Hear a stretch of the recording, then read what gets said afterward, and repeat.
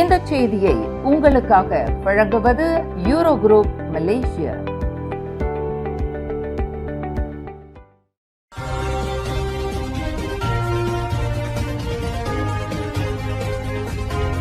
வணக்கம். திசைகளின் 5 மணி செய்திகள். தேர்தல் கூட்டணி குறித்து பிரதமர் அன்வார் தெளிவுபடுத்த வேண்டும். ஆந்தனி லாக் வலியுறுத்தல். எதிர்வரும் தேர்தலில் ஒற்றுமை அரசாங்கத்தில் உள்ள கட்சிகளுக்கு இடையிலான ஒத்துழைப்பு மற்றும் தொகுதி பங்கீடு குறித்து பிரதமர் டத்தோஸ்ரீ அன்வார் இப்ராஹிம் தெளிவான முடிவை எடுக்க வேண்டும் என ஜாசிகா பொதுச் செயலாளர் ஆந்தனி லாக் கேட்டுக்கொண்டுள்ளார். நாடாளுமன்றத்தில் ஒன்றாக செயல்படும் கட்சிகள் மாநில சட்டமன்ற தேர்தல்களில் ஒருவருக்கொருவர் எதிராக போட்டியிடுவது தர்க்கமற்றது என அவர் சுட்டிக்காட்டினார். பக்காத்தான் ஹரப்பான் தலைமைத்துவம் இதுகுறித்து விரைவில் ஒரு முடிவை எட்ட வேண்டும் என வலியுறுத்திய போக்குவரத்து அமைச்சருமான ஆந்தனி லாக், நாம் அனைவரும் ஒரு கூட்டணியாக தேர்தலை சந்திக்க போகிறோமா அல்லது தொகுதி பங்கீடின்றி சுயமாக போட்டியிடப் போகிறோமா என்பதில் தெளிவு வேண்டும். ஒத்துழைப்பு என்றால் அது முழுமையாக இருக்க வேண்டும், இல்லை என்றால் களத்தில் மோதுவதற்கு தயாராக வேண்டும். இதில் தெளிவற்ற நிலை நீடிக்க கூடாது என்று தெரிவித்தார். கடந்த காலங்களில் சபா மாநில தேர்தலில் மத்திய அரசாங்கத்தில் கூட்டணியாக இருந்த போதிலும் பரிசான் நேஷனல் மற்றும் GRS ஆகிய கட்சிகள் தனித்தனியாக மோதிக்கொண்டதை ஒரு முன்னுதாரணமாக குறிப்பிட்ட ஆந்தனி லாக், அத்தகைய சூழல் மீண்டும் ஏற்படக்கூடாது என்பதில் உறுதியாக உள்ளார். மேலும் தேவையற்ற செலவுகளை குறைக்கும் வகையில் தீபகற்ப மலேசியாவில் உள்ள 11 மாநிலங்களின் சட்டமன்ற தேர்தல்களையும் 16வது பொது தேர்தலுடன் இணைத்து ஒரே நேரத்தில் நடத்த வேண்டும் என்றும் அவர் மீண்டும் முன்மொழிந்துள்ளார். இது நிர்வாக சிக்கல்களை களைவதுடன் வாக்காளர்களுக்கும் பெரும் வசதியாக இருக்கும் என்று சுட்டிக்காட்டினார். டொரண்டோ கும்பலுடன் தொடர்புடைய அதிகாரிகள் மீது கடும் நடவடிக்கை. குடிநுழைவுத்துறை தலைமை இயக்குனர் எச்சரிக்கை.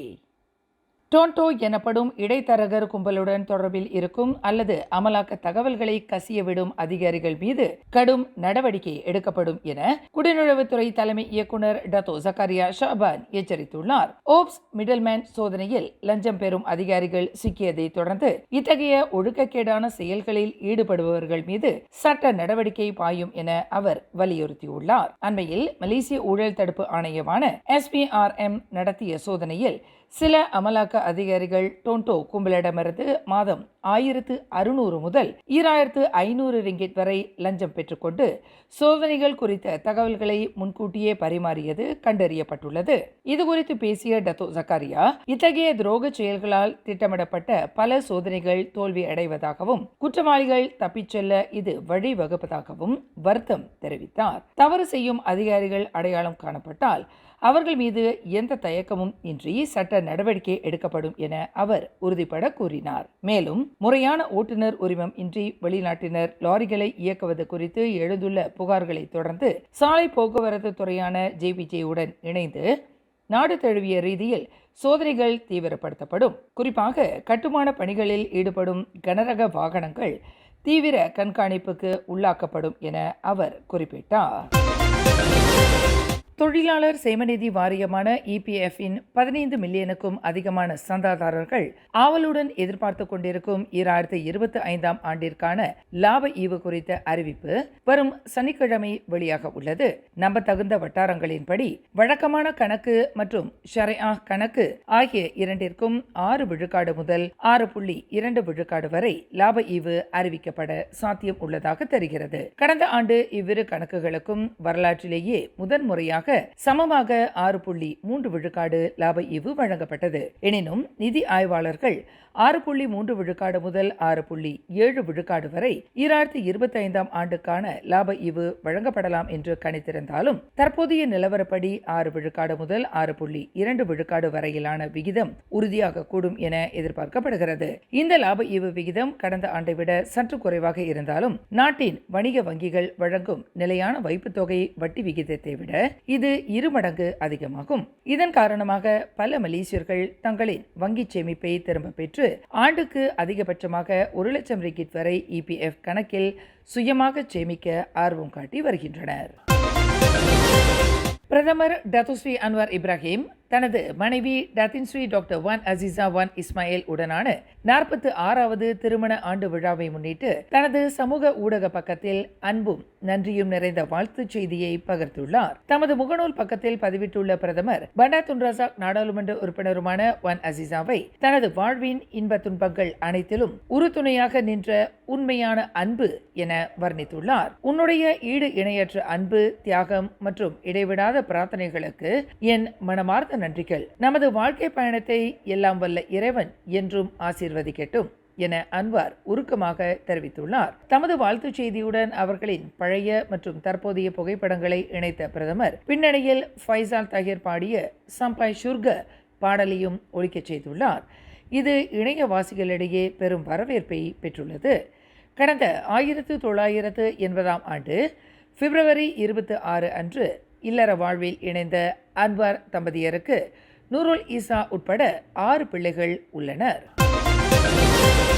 8 ஆண்டுகளுக்கு முன்பு RTM தொலைக்காட்சியில் பாஸ் எனும் ஹிந்தி திரைப்படத்தை ஒளிபரப்பியதில் அலட்சியமாக செயல்பட்டதாக கூறி தொடரப்பட்ட வழக்கில் மலேசிய அரசாங்கத்திற்கு சாதகமாக மேல்முறையீட்டு நீதிமன்றம் தீர்ப்பளித்துள்ளது. இப்படத்தின் விநியோக உரிமையாளரான சுப்ரீம் பிராட்காஸ்ட் இன்டர்நேஷனல் நிறுவனம் கோரிய இழப்பீட்டு மனுவை நீதிமன்றம் தள்ளுபடி செய்தது.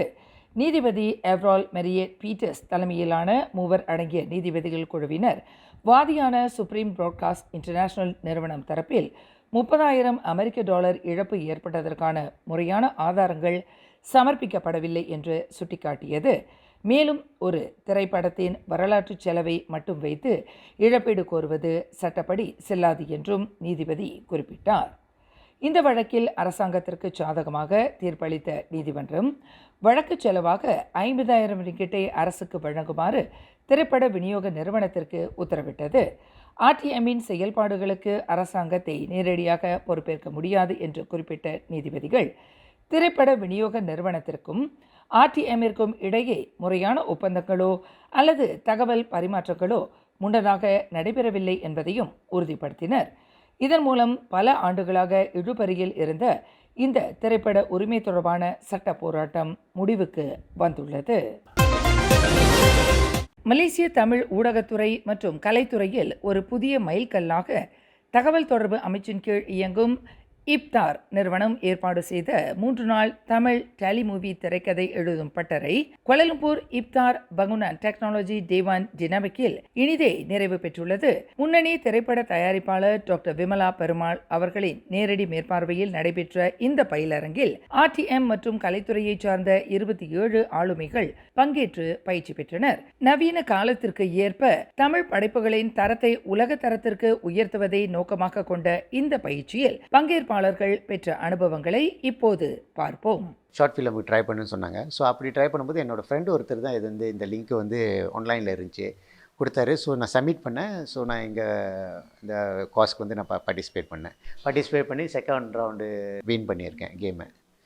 இந்த வெங்கில் உங்களோட தொழில்துறைக்கு எந்த வயதில் பயனுள்ளதாக இருக்குன்னு ஷார்ட் ஃபிலிம் சொல்லும்போது ஸ்கிரிப்ட் ரொம்ப முக்கியம். ஸோ இவங்க ஸ்கிரிப்ட் எப்படி ஆர்கனைஸாக எழுதணும், ஸ்கிரிப்ட் ஃபார்மேட் எப்படி இருக்குன்னு சொல்லிட்டு சொல்லி கொடுத்துருக்காங்க இன்றைக்கி. ஸோ ரொம்ப ஹெல்ப்ஃபுல்லாக இருந்துச்சு எனக்கு அந்த இதில் பார்க்கும்போது.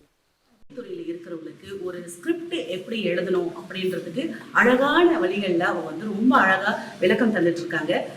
குறிப்பாக சொல்லணும் அப்படின்னா டாக்டர் விமலா பெருமாள் அவங்க இந்த பயிற்சி எங்களுக்காக நடத்தும் போது ஒரு படம் எடுக்கிறது எப்படி அப்படின்றத தாண்டி ஒரு ஸ்கிரிப்ட் தான் ஒரு அடித்தளமாக இருக்குது, அதை எப்படி எழுதணும் அப்படின்றத சொல்லி கொடுத்தாங்க. ஈவன் நான் வானொலியில் வேலை செய்தாலுமே வானொலி நாடகம், சிறுகதை, அப்புறம் இசை சொல்லும் கதை இதுக்கு முன்னாடி இருந்துச்சு. அப்புறம் விளம்பரங்கள் இருந்தாலும் சரி, இதுக்கு எல்லாமே ரொம்ப அடிப்படை ஸ்கிரிப்ட் ரொம்ப ரொம்ப முக்கியம். 15 செகண்ட்குள்ளே இந்த ஸ்கிரிப்ட் இருக்குன்னா இருந்து தான் ஆகணும். ஏன்னா நான் வீடியோ ப்ரொடக்ஷன் படித்தனால டு வீடியோ தான் அவங்க சொல்லி கொடுத்தாங்க. ஸ்கிரிப்ட் ரைட்டிங் இருந்துச்சு, பட் இந்த அளவுக்கு இருந்துச்சுன்னா இல்லை. ஸோ இதுக்கு வந்தோடனே எனக்கு இந்த தமிழ் டெலிமூவினா எவ்வளோ டியூரேஷன் இப்படிலாம் சொல்லி கொடுத்தாங்க. அப்புறம் ஸ்டெபிலிட்டி, Act 1 Act 2 நிறையா சொல்லி கொடுத்தாங்க இந்த 3 நாள். எனக்கு இது ரொம்ப யூஸ்ஃபுல்லாக இருந்துச்சு. எனக்கு இது ஸ்கிரிப்ட் ரைட்டிங் என்னோடய மைண்டில் உள்ள ஸ்டோரியை நான் எப்படி எழுதலான்னு சொல்லி நான் கொஞ்சம் இது பண்ணி வச்சுருக்கேன். ப்ராப்பராக ஸ்கிரிப்ட் எப்படி செய்யணும் அதுக்காக இந்த கிளாஸ் நான் வந்தேன். ஸோ நான் ஜாயின் பண்ணல எனக்கு வந்து நிறைய பெனிஃபிட் கிடச்சிச்சு இந்த கிளாஸில். ஸோ அவங்க நிறைய எனக்கு ஹெல்ப் பண்ணாங்க. ஸோ மேபி அடுத்த ப்ராஜெக்ட் நான் பண்ணுறப்ப என்னோடய ஸ்கிரிப்ட் வந்து நானே வந்துட்டு ட்ரை பண்ணுறதுக்கு நிறைய சான்சஸ் இருக்குது. எஸ்பெஷலி ஸ்கிரிப்ட் ரைட்டிங் எப்படி செய்யணும், ஒரு தெளிவுக்கு ஒரு பேசிக் எப்படி இருக்கணும், அதோட ஃபார்மேட்டிங் எப்படி, அது ஃபவுண்டேஷன் எப்படி கற்றுக்கலாம் அப்படின்பது தான். இங்கே நீங்கள் பார்த்தீங்கன்னா பார்ட்டிசிபெண்ட்ஸ் எல்லாரும் டிஃப்ரெண்ட் பேக்ரவுண்ட்லேருந்து வந்திருக்காங்க. சில பேர் ஆசிரியராக இருக்காங்க, சில பேர் வந்து கவர்மெண்ட் சர்வன்ட், அப்புறம் சில பேர் வந்து ப்ரொடக்ஷன் கம்பெனிலேருந்து வந்திருக்காங்க, ஐபிடிஎஸ் ஸ்டூடெண்ட்ஸ், அப்புறம் அவங்க, அப்புறம் இண்டஸ்ட்ரி கிரியேட்டிவ்ல உள்ளவங்க, அனுபவம் உள்ளவங்க, அனுபவம் இல்லாதவங்க. ஏன்னா சில பேர் பார்த்தீங்கன்னா அனுபவமே இல்லை, ஸ்டூடெண்ட்லாம் அனுபவமே இல்லை. சில பேருக்கு வந்து 1 வருஷம் 2 வருஷம் அனுபவம் இருக்குது, சில பேருக்கு அப் டு 3 இயர்ஸ் வந்து அனுபவம் இருக்குது. ஸோ அப்படி மிக்ஸ் பண்ணணும் நம்ம. ஏன்னா இதில் வந்து ஒரு ஷேர் பண்ணிக்கிறது தானே. சில பேர் வந்து அதிக அனுபவம் உள்ளவங்க இதெல்லாம் இருக்குது, இதெல்லாம் செய்யக்கூடாது, நாங்கள் இந்த இதில் இருக்கோம் அப்படின்னு. அட் த சேம் டைம் இந்த ஸ்கிரிப்ட் ரைட்டிங்கில் வந்து இந்த தனியாரும் சரி இந்த அரசாங்கம் சரி ஒரு பீச்சிங்னு ஒரு விஷயம் நடக்கும். அவங்க டெலிமூவியை வந்து பீச் பண்ணணும், அதை எப்படி பீச் பண்ணணும் என்ற நுணுக்கங்களை வந்து இதில் வந்து சொல்லிக் கொடுத்தாங்க. அந்த பார்ட்டிசிபெண்ட் நிறைய கற்றுக்கிட்டாங்க இந்த ஒர்க் ஷாப்பில். Okay, I'm going to talk about approaching script. And script வந்து நம்ம இண்டஸ்ட்ரியில் வந்து நம்ம என்ன சொல்லுவோம்னா is the heartbeat of the project. So we need good script writers. So இந்த மாதிரியான ஒரு skills workshop is very important for our industry. So thank you IPTA for organizing this. ஒரு ஸ்கிரிப்ட் ரைட்டிங் எப்படி எழுதி அந்த இதை வந்து எப்படி வந்து ஒரு கேமராமேனுக்கும் மக்களுக்கும் கொண்டு போய் சேர்க்கணும். கேமராமேன் அவர் விஜுவலில் காட்டுவார், ஆனால் மக்களுக்கு அதை கொண்டு போய் சேர்க்கறதுக்கு வந்து எனக்கு வந்து ரொம்ப உறுதுணையாக இருந்துச்சு ஸ்கிரிப்ட் ரைட்டிங். அதாவது ஸ்கிரிப்ட் ரைட்டிங்னாக்கா ஒரு படம் தெளிவு எடுக்கிறதுக்கு முன்னுக்கு அந்த கதையை வந்து நம்ம படிக்கணும். அப்போ இதுக்கு முன்னாடி வந்து அந்த கதை இதெல்லாம் என்னோடய இப்போ டைரக்டர் சொல்கிறாரு அதுதான் எடுப்பேன். இப்போ நான் வந்து அந்த கோர்ஸ் எடுக்கிறப்ப ஸ்கிரிப்ட் ரைட்டிங் எழுதி அதை படித்து அது என்னால் அதை உணர்ந்து வரக்கூடிய ஜெனரேஷனுக்கு எப்படி சொல்லணுன்னாக்கா, இப்போ கரன்சி சிச்சுவேஷன் எப்படி இருக்குது, ஸ்கேமு பண்ணுறாங்க, ஏஐ மூலிமா கற்றுக்குறாங்க, ஏஐ என்னத்துக்கு உதவுது, அப்புறம் இந்த நாட்டுக்கு இது மூலிமா எப்படி கொண்டு போய் சேர்க்க போகிறோம், அதாவது இளைஞர்களோட பங்களிப்பு என்ன, அது இந்த ஒரு மாதிரி ஸ்கிரிப்ட் ரைட்டிங் கோர்ஸ் வந்து எனக்கு எந்த வகையில் உதவியாக இருந்துச்சுன்னா, எப்போதும் நான் ஆர்டிஸ்ட்களை தேடுறது, இடம் பார்க்குறது, ஒரு படத்தை எடுக்கிறதுக்கான அதன் பின்னாடி இருக்கிற வேலைகளை, தயாரிப்பு வேலைகளில் தான் நான் ஈடுபட்டுக்கிட்டு இருந்தேன். இந்த ஸ்கிரிப்ட் ரைட்டிங் வந்து என்னுடைய வேலையை வந்து இன்னும் மேம்படுத்துறதுக்கு, எழுத்தாற்றலை இன்னும் நான் செம்மப்படுத்திக்கிறதுக்கு இந்த கோர்ஸ் வந்து எனக்கு உதவியாக இருந்துச்சு. டாக்டர் விமலா போன்ற அனுபவம் வாய்ந்த வல்லுநர்களின் வழிகாட்டலில் உருவான இந்த திரைக்கதை பயிற்சி பங்கேற்பாளர்களுக்கு ஒரு புதிய உத்வேகத்தை கொடுத்துள்ளது. வெறும் பொழுதுபோக்காக மட்டுமின்றி சமூக சிறப்புகளையும் கலாச்சார அடையாளங்களையும் தாங்கிய தரமான தமிழ் படைப்புகள் இனி மலேசிய திரையில் அதிகம் உருவாகப் போவதை இந்த பயிற்சியின் தாக்கம் உறுதிப்படுத்துகிறது. இளைய தலைமுறை படைப்பாளர்களுக்கு இதுபோன்ற பயிற்சிகள் தொடர்ந்து வழங்கப்படுவது நமது உள்ளூர் கலைத்துறை அனைத்துலக அரங்கில் தடம் பதிக்க ஒரு பெரும் பாலமாக அமையும்.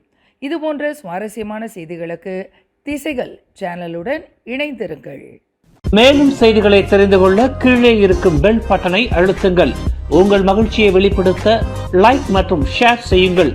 தொடர்ந்து திசைகளோடு இணைந்திருக்க சப்ஸ்கிரைப் செய்யுங்கள்.